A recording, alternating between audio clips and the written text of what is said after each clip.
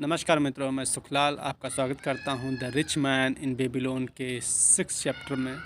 यहाँ गोल्ड के 5 लॉ दिए गए हैं जो इस तरह हैं। जो इंसान अपनी इनकम का 1/10 सेव करता है वो अपने फैमिली के लिए बेटर फ्यूचर के लिए आराम से गोल्ड जमा कर सकता है। जो लोग गोल्ड के प्रोडक्टिव तरीके से इन्वेस्ट करते हैं ये उनको बहुत ही जल्दी धनी और रिच बना देता है। इंटेलिजेंट लोग जो इसे सही ढंग से इन्वेस्ट करते हैं वो इसका बेहतर लाभ लेते हैं। जो लोग गलत तरीके से गोल्ड को बेवजह इधर और उधर इन्वेस्ट करते रहते हैं उन्हें गोल्ड से कोई प्रॉफिट नहीं होता बल्कि उनका उल्टा नुकसान हो जाता है। गोल्ड ग्रीडी लोगों से दूर भागता है।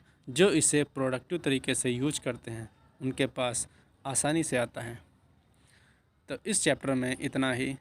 आइए बात करते हैं चैप्टर 7 में, बेबीलोन का गोल्ड लेंडर। इस चैप्टर में स्टोरी थोड़े डिफरेंट टैक पर मूव हो जाती है। स्टोरी एक स्पीयर मेकर की है जिसे राजा से 50 पीस गोल्ड गिफ्ट मिलता है। उसे बढ़िया क्वालिटी के स्पीयर बनाने होते हैं। तो स्पीयर मेकर रोदन एक मनी लेंडर के पास जाता है जिसका नाम था मंथोन।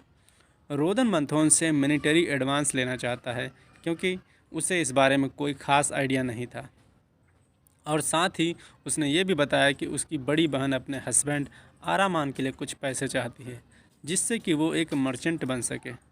रोदन की बात सुनकर मंथोन उसे कहता है कि वो उसे 2 डिफरेंट टाइप की स्टोरी सुनाएगा जिसे सुनकर शायद उसका डिसीजन बेटर हो सके।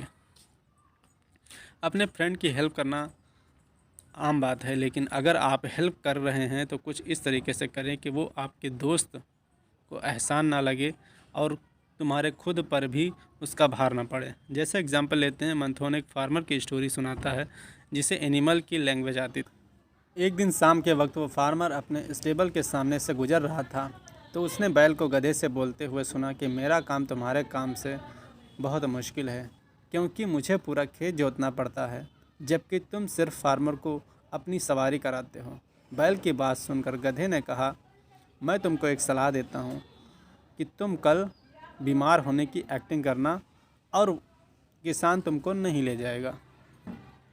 उसकी बात सुनकर बैल ने सोचा कि यह तो बहुत अच्छा प्लान है। फिर दूसरे दिन प्लान के हिसाब से बैल बीमार हो गया तो फार्मर ने उसके बदले गधे को जोतने के लिए लेकर चला गया। शाम के वक्त जब गधा वापस लौटा तो वो थका हुआ, बहुत ही हाथ पैर उसके बहुत दुख रहे थे, और वो जैसे ही बैल के पास आता है तो बैल उसका शुक्रिया अदा करता है। इस पर गधे को गुस्सा आ जाता है। वो उसकी तरफ चिढ़कर देखता है और उसकी समझ में आ जाता है कि अपने दोस्त की मदद करनी चाहिए लेकिन सोच समझ कर नहीं।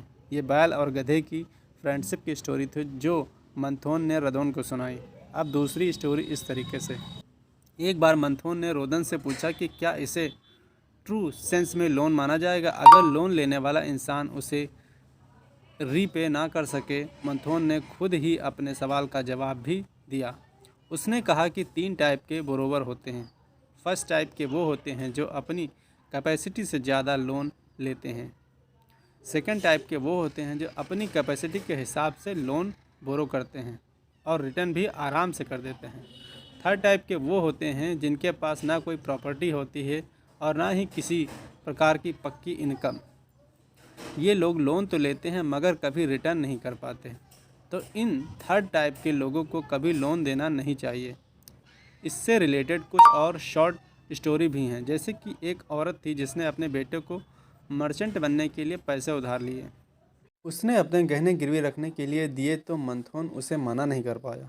मंथोन को ये आइडिया पसंद आया कि पैसे के बदले रियल सिक्योरिटी यानी गोल्ड गिरवी रखा जा सकता है जिससे उधार देने वाला कभी घाटे में नहीं रहेगा। बेसिकली ये वाइस पर्पस था।